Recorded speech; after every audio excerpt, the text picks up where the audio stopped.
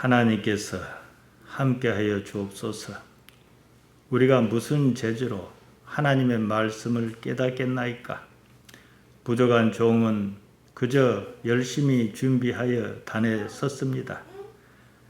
하나님께서 홀로 영광 받으시고 종은 십자가 뒤에 감추시며 사랑하는 교우들에게는 은혜로 화답하여 주옵소서. 예수님 이름으로 기도하옵나이다. 아멘. 아멘. 말씀 제목이 행복하려고 애쓰지 마라. 행복하려고 애쓰지 않아야 오히려 행복해진다. 이거 말씀드리겠습니다. 항상 그랬듯이 좀 들으려고 해야 들려요. 그래야 은혜도 있고 또 오늘 전하고자 하는 행복이 무엇인지 알 수 있습니다. 인생의 목적은 말씀드렸습니다. 행복이 아닙니다. 행복해지려고 사는 것이 아니에요. 이것부터 우리는 이해합니다. 이것부터 이해해야 합니다. 살다가 보니까 가끔 행복하다 싶은 일이 있습니다. 그처럼 말이에요. 가끔씩 행복한 일이 있으니까 그것이 요 속에 기억으로 있어서 살고 싶은 거예요. 자식을 길러요. 기대감이 있단 말이에요. 항상 이루어지는 것은 아니지만 가끔은 이루어져요. 삶이 이런 구조로 작동합니다. 살고 싶지 않으면 어떻게 할 것이냐. 살고 싶지 않다 해도 하는 수는 없습니다. 내가 태어나고 싶어 태어난 것이 아닙니다. 어느 날 깨닫고 보니까 내가 태어났고 내 삶이 이렇습니다. 우리 꼬맹이들이 내가 왜 태어났는가, 아직은 저런 근심, 염려 이런 거 없어요. 좀 더 있으면 알겠지요. 그러다 보니 지금 이렇게 살고 있습니다. 어떻게 살든 살면서 행복을 경험합니다. 사탕을 먹어서 행복하든 초콜릿을 먹어 행복하든 배가 고픈데 맛있는 것을 먹어서 행복하든 자주 있는 일은 아니지만 살다 보면 이런 일도 있구나 싶은 큰 일도 있습니다. 그런 경험이 살고 싶다는 생각이 들게 만듭니다. 누구나 한 번씩 있는 그런 경험이 이런 삶을 살게 합니다. 행복하다는 그 느낌, 이런 경험이 삶의 동력이에요. 그런 일이 없다 해도 달리 방법은 없습니다. 이런 큰 사건만 있는 건 아니에요. 마음에 드는 사람을 만났다거나 평생을 나무집사를 하다가 자기 집을 장만했다거나 그런 일이 주는 행복감은 큽니다. 하지만 대부분의 경우는요, 소소하면서 일상에서 반복적으로 일어납니다. 워낙 자질구레한 일이어서 대개는 잊고 삽니다. 그처럼 삶에는 대수롭지 않을 정도의 희망과 실망이 무수하게 교차합니다. 그때는 본능적으로요, 희망에다 비중을 둡니다. 대부분의 절망은 잊고 삽니다. 그래야 살려고 할 것이기 때문입니다. 무의식이 이렇게 작동해요. 고추를 심지 않습니까? 예를 들어서 말이에요. 고추 모종을 몇 주 사다 심었다든지 마당에 봄이 돌아오면 그러지 않습니까? 화분을 좀 갖다 넣어볼까 한다든지 예배당 들어오는 골목을 깨끗하게 청소해야겠다든지 이런 사소한 일조차도 그 일의 결과를 예상하게 하고 작긴 하지만 나름대로의 기대감을 품게 하면서 희망으로 작동합니다. 어째서 그런가? 살아야 하니까 말이죠. 정말로 그런 사소한 희망조차도 없다면, 그 무엇에도 흥미가 없다면 그때는 살고 싶어 하지 않습니다. 절망하는 것이지요. 산다는 것이 의미가 없어집니다. 살아도 사는 것이 아닙니다. 도저히 수용할 수 없을 정도로 절망감이 크면 죽고 싶다 그럽니다. 삶이 무슨 재미가 있어서 산다냐, 사는 것이니까 사는 것이지 이렇게 말해야 하는 경우도 있습니다. 그조차도요, 아주 조금일지라도 아주 사소한 희망이라도 있을 때 얘기입니다. 진짜로 절망하면 안 삽니다. 한편으로 삶을 아예 자포자기하며 사는 경우가 있습니다. 그것은 사는 것이 아니지요. 숨만 쉬고 있는 것입니다. 인간이 말이에요, 여느 동물과 결정적으로 다른 점이 있습니다. 옛날에는 인간이 도구를 사용한다, 언어를 사용한다, 이것으로 구분했는데 동물도 그렇게 합니다. 영장류는 도구를 사용할 줄 압니다. 동물도 언어 사용이 가능합니다. 다만 동물은 인간만큼 꼭 그렇게까지 할 필요가 없으니까 그런 동작이 단순할 뿐입니다. 인간이 동물과 다른 점은 현재로서는 말이에요. 상상력입니다. 상상력은 미래에 대한 것이거든요. 동물도 말씀드린 대로 도구를 사용해요. 돌고래 우리가 헤엄치면서 말로 소통합니다. 우리가 보기에는 단순해요. 근데 돌고래나 이런 동물은 그 정도면 소통하는데 충분해서 그런 거예요. 더 발전시켜야 할 필요성이 없습니다. 동물이 집단적으로 공격하는 경우도 있어요. 엊그제 영국에서 요트를 타고 그리스도라는데 입에 굳어가지고 그리스로 항해하는 중이었습니다. 그러면은 스페인 그 이베리아 반도를 하거든요. 그 다음에 아프리카 북서쪽 여기 아주 좁은 해협이 있어요. 그 지브롤타 해협인데 갑자기 그냥 고래떼가 와서 공격을 하는 거예요. 포위하고 공격하고 부딪히고 심지어는 요새는 우리처럼 FRP로 그 키도 만들지 않습니까? 그것도 물어 뜯어버리고 뭔가 기분 나쁜 일이 좀 있었던 모양이에요. 그러니까 합심해서 공격했어요. 그냥 하냐? 아니에요. 조직적으로 합니다. 늑대 같은 경우도 조직적으로 공격하는 수도 있어요. 결국은 항해를 포기했습니다. 그런다고 근데 이것이 사람과 좀 다른 게 있어요. 사람에게는요. 그런 동물에게는 없는 상상력이 있어요. 상상력이 삶을 변화시키고 발전시킵니다. 동물은요. 천년만년 살아도 사는 방법이 똑같습니다. 심지도 않고 거두어 들이지도 않습니다. 무슨 상상력이 있어야 그러기도 하거든요. 벌이나 개미가 먹을 것을 저장하는 것은 경우가 좀 다릅니다. 본능에 따라 그러는 겁니다. 어느 정도 모으면 얼마나 어떻게 살 것이다. 미래에 대한 그런 상상력이 있어서 하는 일이 아니다. 이 말씀입니다. 상상하는 모든 것에는요. 기대감이 있습니다. 결과를 예상하고 거기에 따른 기대감이 지금 내가 왜 이 일을 해야 하는지 그것의 동력입니다. 그로써 그것이 지금 사는 희망으로 작용합니다. 이것이 보통 사람이 세상을 사는 방식입니다. 그리고 그 결과가 이루어지면서 쾌감이 발생해요. 이게 행복감이지요. 고추 모종을 심었습니다. 애쓰고 가꾸었습니다. 기대한 결과가 나타났습니다. 그럼 어쩝니까? 만족스럽지요. 기분이 좋지요. 사실 그 맛에 하는 거거든요. 미래에 대한 상상이 현실로 다가오면서 쾌감이 발생합니다. 그런 쾌감의 경험이 또다시 내년에는 이렇게 해봐야지 저렇게 해봐야지 고추 모종을 사다 심게 하고 또 상상하게 하지요. 삶이 이런 식입니다. 그런데 여기에 함정이 있어요. 항상 자기가 원하는 대로 이루어지지는 않아요. 실패를 경험합니다. 그런데 실패의 경험은 사실상 애써 외면합니다. 더 발전시킨다는 명분으로 희석시킵니다. 삶에는 이처럼 희망과 절망이 교차합니다. 희망보다는 절망이 훨씬 더 많습니다. 삶은 자기가 기대한 대로 이루어지지 않는 좌절의 연속입니다. 절망보다 훨씬 더 적은 희망이 이 삶을 살게 한다는 거예요. 이게 비밀입니다. 좌절을 경험한 적이 한 번도 없는 사람이 있다고 합시다. 항상 기대한 대로 이루어지기만 했습니다. 못할 것이 없는 삶입니다. 그 삶이 행복하겠는가? 이거 생각해야 해요. 아무것도 부족한 것이 없는 재벌가 자녀가 마약을 합니다. 이런 얘기를 꺼내면 대개가 그러면 또 그런 얘기냐? 식상하다 그럽니다. 이런 얘기가 식상하다면 그 삶은요 아직 행복을 논할 단계는 아닙니다. 아무것도 부족한 것이 없는 사람이 결국에는 마약을 해요. 지금 다 가진 그것이 행복감을 주기에는 모자라다는 거예요. 또 다른 것을 추구하지요. 그보다는 마약을 하면 행복할 것이라는 기존과 다른 기대감에 의존합니다. 우리는 그보다 없으니까 그들이 가지고 있는 내가 없는 그것을 충족할 때 행복감을 느끼지만 그들은 다 가져버렸어요. 그런 상황에서 부족할 것이 없는 그 상태가 오히려 불행합니다. 가지기 전까지는 행복할 것 같았습니다. 그때뿐입니다. 막상 가지면 마찬가지로 또 불행해져요. 따지고 보면 인간은 결국 불행에 도달하기 위하여 결국은 불행을 경험하기 위해서 사는 존재인 것 같습니다.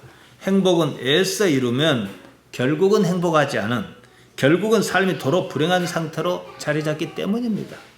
평생을 무엇을 위해 살아왔는가? 남은 것이 없습니다. 행복하기 위하여, 행복감을 얻기 위하여 지금 이 삶은 반드시 불행해야 해요. 불행하다고 느끼는 그 상황에서 벗어나는 그 순간 행복감을 느끼기 때문입니다. 지금보다 항상 더 나은 삶을 기대하고 또 그것을 어떻게든 이루면서 행복하다는 감정이 생깁니다. 그 과정 자체가 불행하다는 거예요. 현실이 불행하다고 느껴야 그보다 더 나은 또다시 행복을 추구할 것 아니겠습니까? 행복하기 위하여 사는 삶은요, 항상 불행한 상태여야만 한다는 거예요. 정말로 영리한 사람은 삶이 이렇다는 사실을 깨닫습니다. 지금의 불행한 삶의 상황을 오히려 행복의 동기로 삼습니다. 행복하려고 애쓰면 살고 있는 현실은 불행해집니다. 행복하겠다고 애쓰는 꼭 그만큼 지금 이 삶은 불행해야 해요. 행복을 저만치 두고 여기는 불행한 이런 상황이란 말이죠. 행복은 언제나 저만치 떨어져 있습니다. 막상 가까이 다가오면 그때 잠깐 행복해요. 그리고는 다시 저만치 행복이 멀리 있어요. 그러면 저만 행복이 저기 있으면 여기는 뭡니까? 불행한 거죠. 불행에서 결코 벗어날 방법이 없습니다. 잠시 불행에서 벗어나 행복감을 느끼는 것도 사실 쉽지 않거든요. 그런다 해도 언제나 그때뿐입니다. 행복감이 주는 또 다른 자극이 저만치 거리를 두고 있습니다. 그런 만큼 현실은 항상 불행한 거예요. 행복이 저만치 있구나 그 사실을 인식하면 행복해집니다. 지금 내 삶이 행복을 향하여 있구나 생각이 여기 미치면 행복합니다. 행복할 수 있다는 것 자체가 행복한 거거든요. 행복하려고 애쓰지 않아야 행복해집니다. 행복하려고 애쓴다는 것은 지금 행복하지 않다는 방증이거든요. 그러니까 지금 사는 이 삶이 불행한 거예요. 행복은 저만치 거리에 두고 사는 삶은 언제나 불행할 수밖에 없습니다. 행복하려고 애쓰면 오히려 불행해져. 그때 하마르티아가 작동한다는 거예요. 하마르티아는 무의식에 기대어 힘을 발휘합니다. 무의식은 하마르티아의 활동 근거입니다. 그로써 이 현재 삶을 하마르티아가 지배해버리는 거예요. 지난 주일에 말씀드렸습니다. 하마르티아의 노예로 사는 삶이 그렇다는 거죠. 행복은 감정입니다. 어떠한 경우에 행복한 느낌이 듭니다. 그때 느끼는 감정이 행복감입니다. 내가 어떤 상황에서 행복하다고 느끼는 것인지, 어떻게 이런 구조가 작동하는지 깊이 들여다보고 이해할 수 있어야 합니다. 행복하다 쾌 감정이거든요. 불행하다 불쾌 감정이거든요. 우리는 매 순간 무슨 일이든 접합니다. 그때 경험이 발생합니다. 그 경험이 쾌 아니면 불쾌 이런 감정을 촉발합니다. 여기서 주의해야 합니다. 경험한 그것이 감정을 불러일으키지 않아. 그것 때문에 내가 행복하다, 그것 때문에 내가 불행하다 아니에요. 무엇을 보았기 때문에 행복하다, 무엇을 들었기 때문에 행복한 것이 아닙니다. 본 것, 들은 것이, 내가 접촉한 것이 나의 내면 세계에, 무의식에 무엇을 자극하면서 어떤 경우는 행복하다고 느끼게 하고 어떤 경우는 불행하다고 느끼게 하는 거예요. 당장 배가 고프다든지 그런 직접적인 자극은 지금 우리 삶에서 그렇게 크게 행복의 요소로 작동하지 않습니다. 왜냐하면 다 먹고 살만 하니까요. 국제연합기구 중에 무역개발협의회라는 게 있습니다. 줄여서 UNCTAD, UNCTAD라고 합니다. 1964년에 선진국과 개발도상국의 경제 격차를 줄이기 위해서 설립한 국제연합의 상설기구입니다. 어저께 제68차 무역개발 이사회가 열렸습니다. 거기서 우리나라를 공식적으로 개발도상국에서 선진국으로 지위를 변경했습니다. 대한민국이 선진국이다 이 말이에요. 1964년 UNCTAD를 설립한 이후 이렇게 지위가 바뀐 적은 딱 이번이 처음입니다. 최근 여러분 느끼지요? 20년 사이에 정말 눈에 띄게 잘 삽니다. 정부에서 돈도 나눠주고 그럽니다. 또 25만 원씩 준답니다. 이런 삶에서 행복과 불행이란 것은 물리적 현상이 아니에요. 먹을 것이 없어서 굶주리거나 그러지 않는다는 거예요. 그럼 다 잘 사냐? 아니요. 어제 TV를 보니까 아프리카 동쪽에는 마다가스카르라는 큰 섬이 있습니다. 세상에 먹을 것이 없어서 가뭄이 오래 들었어요. 진흙에다가 고추 같은 것을 물에 섞어서 먹어요. 흙을. 굶어 죽는 것이 현실입니다. 여러분 집에 냉장고를 보세요.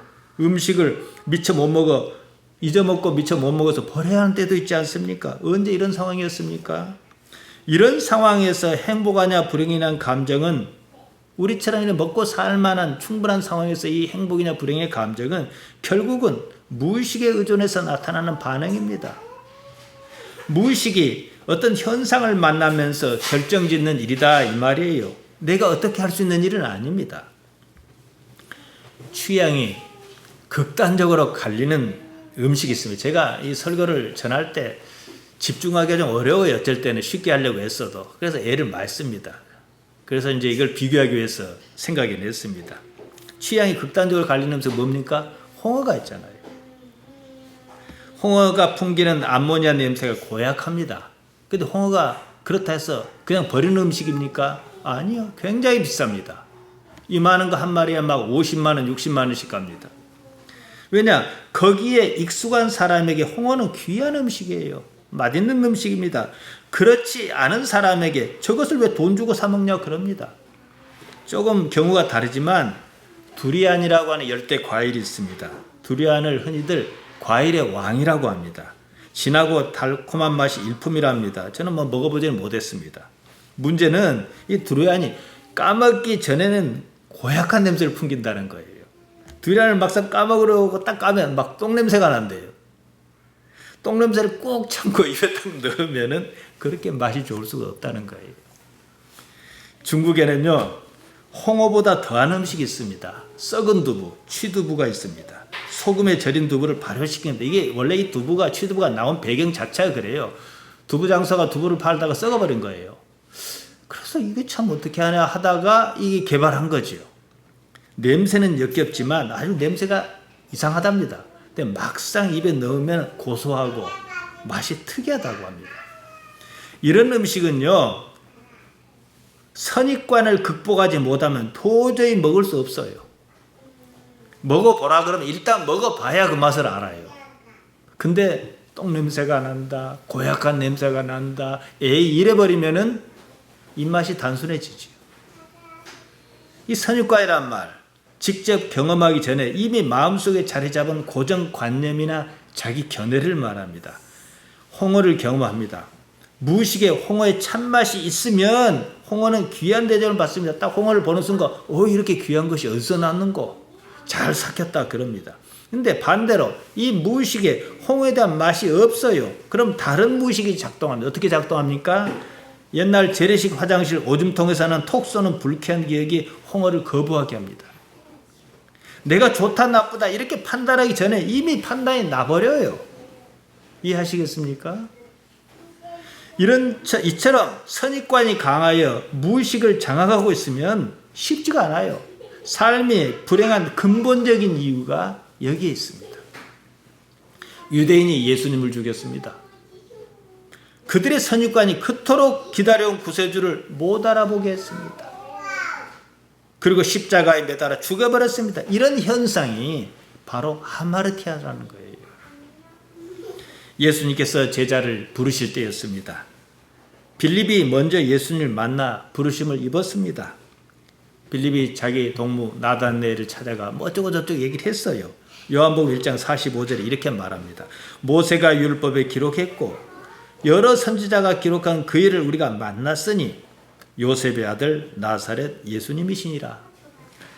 그럼 나다나엘이 이렇게 대답하는 거예요. 요한복음 1장 46절입니다. 나사렛에서 무슨 선한 것이 날 수 있느냐? 선한 것 아가도 없습니다. 좋은 것 탁월한 것을 말합니다. 나사렛은 유대의 변방입니다. 그런 데서 무슨 모세가 어쩌고 이런 게 날 수 있겠냐 이 말이에요. 그럼에도 불구하고 나다나엘이 빌립을 따라 나섰다는 사실입니다. 예수님께서 나다나엘이 저기 오는 것을 보시고 그를 칭찬하시면서 이렇게 말씀하셨습니다. 요한복음 1장 47절입니다. 예수께서 나다나엘이 자기에게 오는 것을 보시고 그를 가리켜 가라사대 보라 이는 참 이스라엘 사람이라 그 속에 간사한 것이 없도다. 나다나엘을 참 이스라엘 사람이라 그러셨습니다. 부드럽지만 아주 큰 칭찬입니다. 다른 사람은 뭐예요? 껍데기만 이스라엘 사람이다 이 말이에요. 구원이 없는 사람이다 이 말이죠. 그 안에 간사한 것이 없다 했습니다. 간사하다 돌로스입니다. 돌로스는 간사단 말이고 둘로스는 노예란 말입니다. 종 이겁니다. 근데 그 원의 의미는 비슷비슷해요. 속이거나 교활한 것을 말합니다. 자기 관념에 나다나엘이 자기 관념에 사로잡히지 않았다. 그래서 간사한 것이 없는 참 이스라엘 사람이다 이 말이에요. 나다나엘의 관념은 뭐예요? 무슨 나사렛에서 선한 것이 날 수 있겠냐? 자기 관념이에요. 그걸 다 믿지는 않았다는 거예요. 일단 다른 여지를 두었다는 겁니다. 자기 관념에 사로잡힌 사람은요, 자기 관념을 믿는 사람은 바로 그 때문에 불행에 빠집니다. 자기 관념은 사실상 삶에서 만들어진 선입관입니다. 앞서 음식을 제가 예로 들었습니다. 자기 선입관을 넘어서지 못하면 홍어든 두리안이든 취두부든 음식의 깊은 맛은 도저히 경험할 수 없습니다. 그만큼 삶이 단순해서 자기 감정에 쉽게 말려듭니다. 불행이 이런 구조입니다. 나의 무의식에는요, 지난 세월을 살아오면서 경험한 수많은 데이터가 있습니다. 기억의 데이터가 있어요. 우리가 어떤 상황을 접하면 경험이 발생하지 않습니까? 그 경험이 나의 무의식에 쌓이면서 선입관을 형성합니다. 거기다가 새롭게 경험한 무엇이 있어요. 그러면은 이것이 들어올 때 내가 판단한 게 아니라 지난날 쌓인 무의식이 이걸 쾌라고 반응을 보낼 것인지, 쾌라고 반응을 보내면 행복하다는 것이고, 불쾌라고 반응을 보이면 싫어한다는 것이거든요. 이렇게 반응을 보인다는 거예요. 선입관이 결정합니다. 새로운 경험이 생존에 유리하다 싶으면 쾌 반응을 주고, 불리하다 싶으면 불쾌 반응을 줍니다. 그때 나타나는 반응이 감정입니다. 행복감은 여기서 결정해요. 두리안이란 과일을 처음 접했습니다. 옆에서 먹어보라고, 이게 정말로 맛있는 거다. 오죽 맛있으면 과일의 왕이라 하겠냐 했어요. 근데 깠어요. 막 역겨운 냄새가 확 풍깁니다. 그럼 역겨운 냄새가 나는 것은 나쁘다, 이런 선입관을 극복하지 못하면 영영 그 과일의 왕은 맛볼 수가 없어요. 그에게 두리안이란 과일은 영원히 먹지 못할 고약한 열매일 뿐입니다. 예수님을 믿는 일이 이와 같습니다. 자기 내면의 요구, 선입관을 극복하지 못하면 예수님을 믿는다는 그 가치를 알 도리가 없어요. 천국은 무슨 언감생심입니다. 예수님께서 자기를 부인하라 말씀하셨습니다. 마가복음 8장 34절입니다. 무리와 제자를 불러 이르시되 아무든지 나를 따라오려거든 자기를 부인하고 자기 십자가를 지고 나를 좇을 것이니라. 당신을 따르려거든 자기를 버리라, 이 말씀입니다. 자기 내면의 소리에 귀 기울이지 말라. 자기 관념, 선입관, 고정관념을 뛰어넘으라, 이 말씀입니다. 대개는 자기를 버리면 살 수 없다고 생각합니다. 그 때문에 자기를 부인할 생각이 없습니다. 여전히 자기 관념에 사로잡혀 삽니다. 예수님을 믿을 수 없을 뿐만 아니라 믿음의 참 맛을 알 도리가 없어요. 거의 대부분이 여기에 걸려 있습니다. 이 문제가 얼마나 중요하냐 이렇게 말씀하셨습니다. 마가복음 8장 35절에서 37절입니다. 누구든지 제 목숨을 구원코자 하면 잃을 것이요 누구든지 나와 복음을 위하여 제 목숨을 잃으면 구원하리라. 만일 사람이 온 천하를 얻고도 제 목숨을 잃으면 무엇이 유익하리요? 사람이 무엇을 주고 제 목숨을 바꾸겠느냐. 자, 한번 생각해 보세요. 스스로 살려고 하면 죽을 것이다. 일단 이 말씀인데요. 자, 생각해 봐라.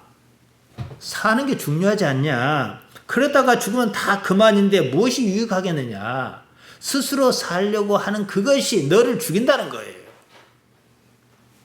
삶에서 가장 중요한 것이 무엇입니까? 사는 것 아닙니까? 생존이지요. 생존의 방법을 몰라서 생존을 버려야 하는, 포기해야 하는 역설적인 상황을 말씀하신 것입니다. 이렇게까지 말씀하셨어도 자기 스스로 살려고 합니다. 자기 부인할 생각이 없습니다. 그러면 예수님을 믿는 것이 아닙니다. 자기 내면의 소리, 무식의 소리를 믿는 것이지요. 저는 목회를 나서면서 30살 나이에 뭐 결혼 바로 직전부터 이제 나섰단 말이에요. 제 인생을 걸고 결단했습니다. 결단은 뭐 하려고 한 건 물론 아닙니다만은 성공을 위해서 살지 않겠다 그랬습니다. 목계지로 가장 낮은 이곳에 왔고 어디 큰 교회 담임 목사 자리가 비진 않는가 기웃거리지도 않았습니다. 오로지 예수님의 생각을 탐구했습니다. 단 한 번도 허투루 설교를 한 적이 없습니다. 저는 이 말씀을 기억합니다. 마태복음 5장 15절입니다. 사람이 등불을 켜서 말 아래 두지 아니하고 등경 위에 두나니 이러므로 집안 모든 사람에게 비치느니라. 제가 할 일은 단지 등불을 밝히는 일이다 이렇게 생각했습니다. 나머지는 주인이 할 일이다. 지금도 변함은 없습니다. 지금까지 제 인생을 놓고 보면 절망적이에요. 많은 사람이 제 설교를 듣고 변화해야 하는데 그럴 기미가 별로 보이질 않아요. 무엇이 문제인지 제가 알았습니다. 제가 유명하지 않은 것이 결국은 문제였습니다. 제가 큰 교회 목사라고 한번 생각해 보십시오. 제가 전하는 예수님의 복음에 보다 많은 사람이 귀를 기울였을 것입니다. 나사렛에서 무슨 선한 것이 나겠느냐? 이 수준입니다. 그렇다면 저로서는 방법이 없는 거예요. 그래도 저는 제 길을 가는 게 맞습니다. 왜냐? 이 삶이 전부는 아니거든요. 참 저는 이 대목에 와서는요. 제 얘기가 아닙니다. 아프게 느끼는 게 하나 있어요. 제가 아는 착한 신앙인 부부가 있습니다. 신앙에 열심이고 교회에 적극적이고 충성스럽습니다. 누가 보더라도 알짜 교인입니다. 저런 교인만 몇 있다면 싶을 정도예요. 저는 그들을 보면서 또 한 번 절망했습니다. 그들은 정말로 좋은 신앙이지만 단지 그뿐이에요. 그들에게는 예수님의 말씀을 깨달아 변화하고자 하는 그런 의지가 없었습니다. 그냥 교회 잘 다니고 시키는 대로 잘하고 착한 교인일 뿐이었어요. 대개의 경우 교회 다니는 이유가 단순합니다. 자기 방식의 종교심 더하기 재미가 전부입니다. 다른 것 없어요. 천국을 그렇게 바라지도 않습니다. 그냥 있다 그러니까 좋은 것이지. 이 전도자로서 이 부분이 절망적이죠. 종교심이라는 것도요, 사실상 자기 기대감을 충족하는 겁니다. 거기다 이해관계가 없는 사람 만나는 재미, 약간의 봉사활동이 주는 재미, 이것입니다. 자기 부인은 없습니다. 꿈도 꾸지 않습니다. 자기를 뛰어넘고자 하는 생각이 아예 없어요. 그런데 어떻게 예수님의 복음이 먹히겠습니까? 우리 기독신앙은요, 자기 변화, 자기 혁신이 없으면 정말로 아무것도 아닙니다. 단지 이 삶, 이보다 조금 더 나은 삶, 이것이 목적이라 그러면 의미가 없어요. 다른 삶이 있다는 사실은 생각도 하지 않습니다. 자기 부인은 자기 고정관념에서 벗어나는 지름길입니다. 선입관이 힘쓰지 못하게 합니다. 육체의 목적이 뭡니까? 생존이에요. 다른 거 아무것도 아니에요. 언제까지요? 죽을 때까지요. 그럼 죽을 때 육체가 우리에게 뭘 합니까? 아무것도 안 해요. 그냥 자기 혼자 죽고 말아요. 살 수 있는 데까지, 최대한 사는 데까지 거기다 초점을 맞춥니다. 생존에 이것이 유리한가 불리한가, 그것에 모든 관심이 있습니다. 영생이고 무엇이고 그런 데 관심이 없어요. 행복의 문제는 육체의 요구를 받아들이고 그것을 이루었을 때 발생시키는 쾌의 감정입니다.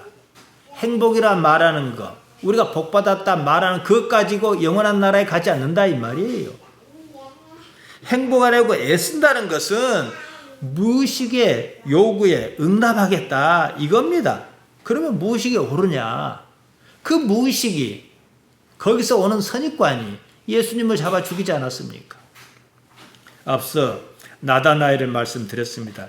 예수님께서는 나다나엘을 가리켜 참 이스라엘 사람이라 그러셨습니다. 우리는 이 말씀의 의미를 충분히 짐작합니다. 나다나엘은 자기 생각을 뛰어넘을 줄 아는 사람이었습니다. 그의 무의식은 분명히 똑같아요. 보통 사람과. 나사렛에서 무슨 선한 것이 날 수 있느냐? 무의식은 이미 이렇게 답을 줬어요. 그럼에도 그런 무의식의 요구를 무작정 따르지는 않았다는 것입니다. 다른 여지를 두었다는 거예요. 그래서 그가 참 이스라엘 사람인 거예요. 사람의 판단은요, 무의식이 내립니다. 거기서 빚어진 삶의 불행한 사태가 바로 하마르티아입니다. 불교로 치면요, 까르마예요. 불교 신자들은 혹시 제 설교를 들으면 잘 이해할 거예요. 사람에게는 자유의지가 거의 없어요. 없다 해도 모방할 정도입니다. 판단 이전에 무의식이 이미 판단을 내렸고 그것을 받아들이고 자기가 판단한 줄로 착각합니다. 무의식의 판단을 그대로 믿습니다. 이것은 예수님을 믿는 일과 배치합니다. 어긋나는 일입니다. 사람에게 자유의지가 있는가? 아주 오랜 옛날부터 상당한 논란거리였습니다. 자유의지란 뭐냐? 내 스스로의 의사에 따라 판단하고 결정하는 권리를 말한 거거든요. 나의 결정은 과연 내가 하는가? 이 문제입니다. 대개는 내가 지금 누가 하냐 그렇게 생각해요. 아니요. 자기가 하는 거 아닙니다.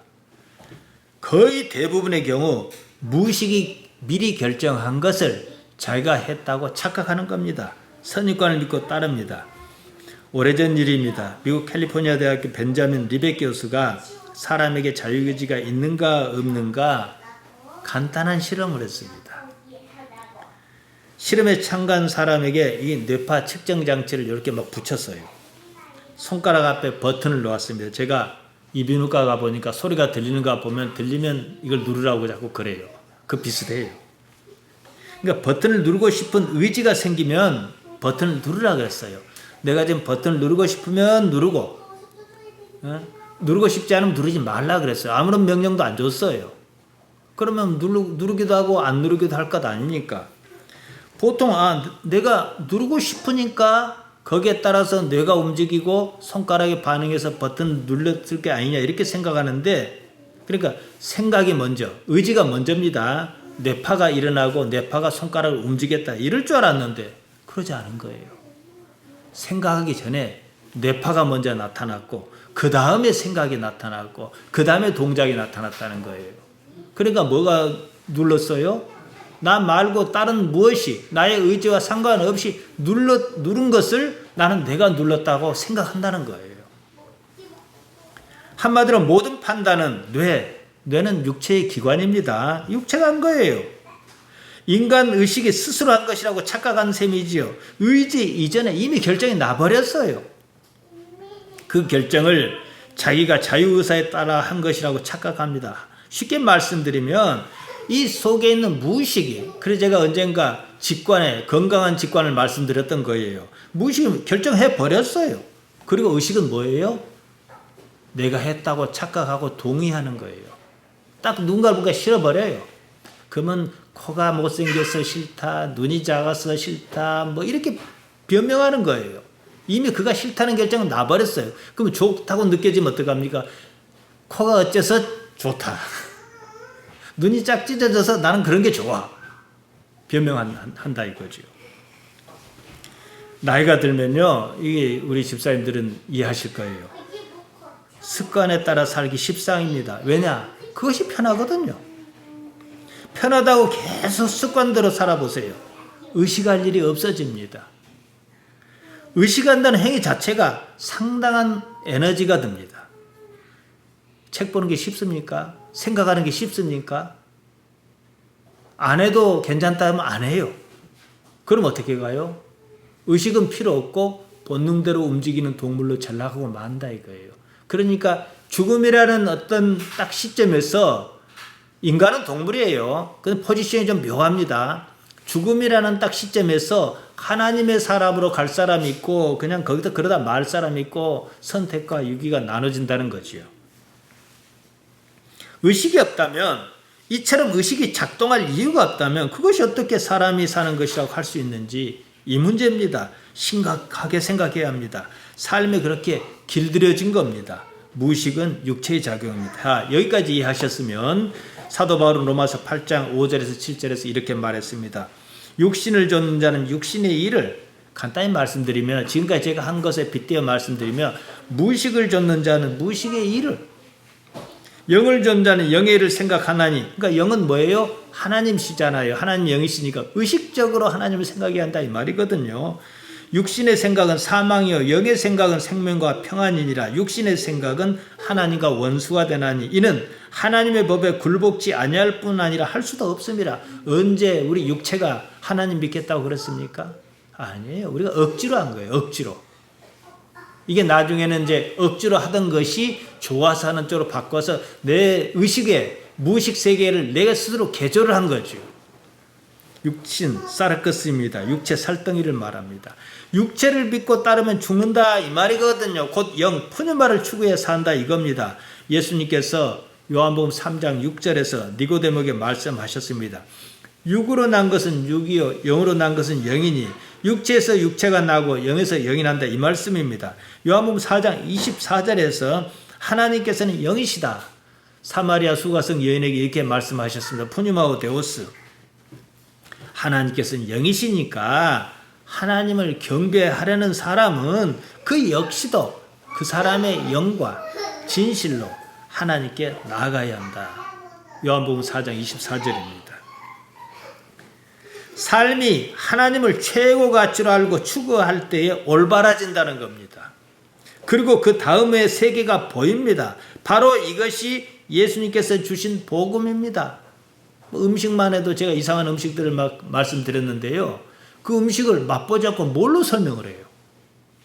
그렇지 않습니까? 단지 맛있다, 먹어봐라, 좋다, 달콤하다, 새콤하다 이 정도 외에는 뭘 표현해요? 뭐 식감이 좋다.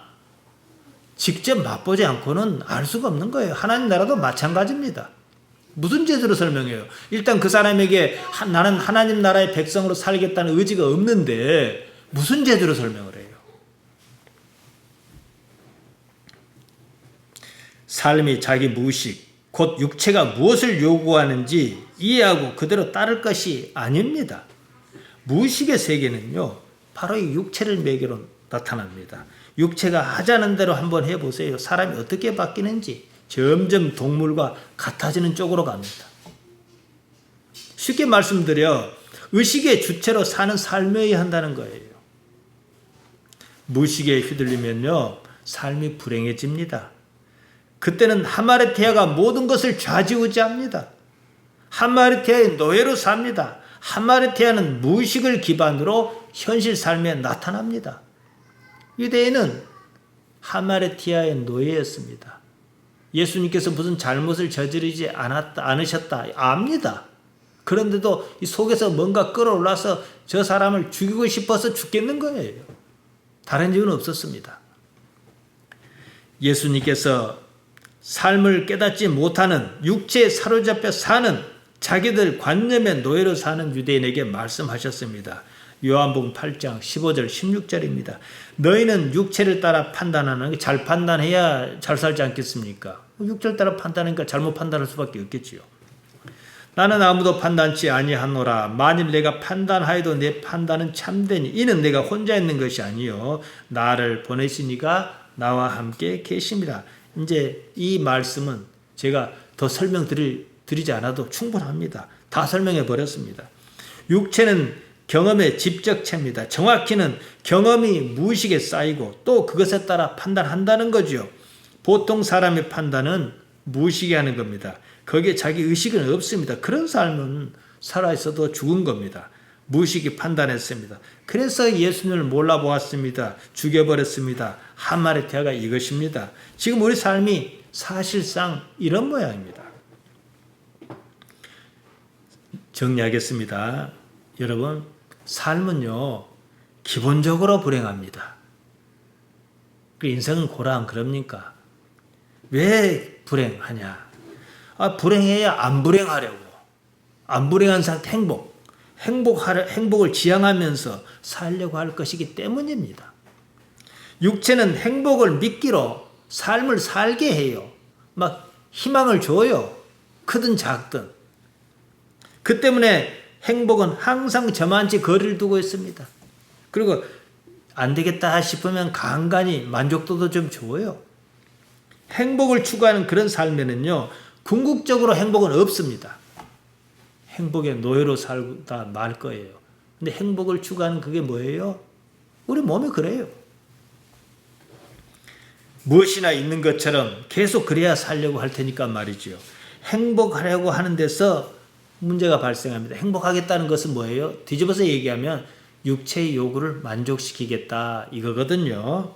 보통 사람의 경우에서 행복은 육체의 요구를 수용하고 이런 데서 발생하는 쾌의 감정입니다. 육체의 요구는 다름 아닌 무의식의 요구입니다. 무의식은 생존에 최적한 상태로 존재합니다. 생존이 없으면 무의식은 의미가 없습니다. 삶이처럼 무의식에 휘둘리면요 불행합니다. 즉 행복하려고 애쓰면 오히려 불행해집니다. 그런 바탕에는 결국 하마르디아가 득세하기 때문입니다. 제 처조카 아이가 있어요. 그 집 아이들이 좀 머리가 좋아요. 자기 아들 지능지수 검사를 했더니 상위 0.01%에 속한다고 그러더라는 거예요. 그래서 거기서 그 검사하는 데서 얘를 가만두지 말고 가르치라 이러더라는 거예요. 영재 교육인지 그런 것을 시키고 싶어하는 눈치였습니다. 그래서 제가 말했죠.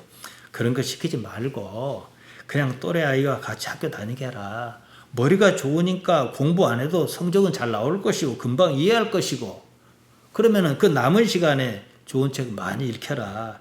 그래도 시간이 많이 남으면 옆에 친구 동무들 잘난 체하지 말고 잘 가르쳐주라 그랬어요. 근데 그 말을 들을 성 쉽지가 않습니다. 흔히들 그러면 서둘러 월반하고 그럽니다. 더 잘나버리고 그래요. 저만치 있는 행복을 좋겠다 그럽니다. 그 때문에 그렇게 머리 좋은 아이가 자기들 생각처럼 잘 사는 경우가 거의 없습니다. 다른 걸 추구하거든요. 무슨 초등학교 나이에 대학을 가고 어디를 가고 그런 아이들 보세요. 삶이 불행해져요. 행복하려고 애썼기 때문에 삶이 불행해진 거예요. 아무리 삶이 행복해도 육체와 함께 끝납니다. 육체를 받들고 살면 반드시 육체와 함께 죽고 맙니다. 행복하려고 애쓰지 않으면 행복해요. 행복이 저기 있구나. 그 사실을 인식하면 행복해집니다. 하나님을 만복의 근원이라 하지 않습니까? 복이 행복이거든요. 모든 행복의 근원이 하나님이시다. 우리는 이렇게 고백하잖아요. 매 주일마다 찬송가로 부르지 않습니까? 행복할 수 있다는 것 자체가 행복한 거예요. 그래야 행복을 믿기로 육체에게 휘둘리지 않는다 이 말씀입니다. 육체가 행복감만 줍니까? 얼마나 많이 우리를 배신하고 좌절감을 줍니까? 자기 감정을 믿지 말기 바랍니다. 언제나 자기를 비워내고 설령 좌절당한 어떤 순간이 있더라도 그러면 기분이 나쁘단 말이에요. 그런데 그 감정을 믿지는 말고 오히려 하나님께서 여기서 또 무엇을 하시려나 하는 거지요. 그리고 언제나 하나님 아버지를 생각하시기 바랍니다. 세상의 모든 사는요 하나님과 관계없이 일어난 일은 하나도 없습니다. 우리가 이 사실을 인정한다면 하나님께서 우리를 달달 볶거나 괴롭히거나 그러시기 하겠습니까? 너희가 악한 자라도 자기 자녀에게 좋은 것을 줄 줄 알거든 이렇게 말씀하셨지 않습니까? 자기 감정을 믿지 말고 행복해지려고 애쓰지 말고 하나님만 생각함으로 하나님의 자녀로 사는 데서 오히려 내가 몰랐던 예수님의 복음이 주는 참맛을 깨달아 살기를 바라는 여러분으로서 사시기를 바랍니다. 하나님 우리 아버지 모자란 우리들을 여기까지 부르셨습니다. 주의 말씀이 우리 속에서 깨달음으로 나타나 주님과 함께 살기에 부족지 않도록 우리를 도와주옵소서. 예수님 이름으로 기도하옵나이다. 아멘.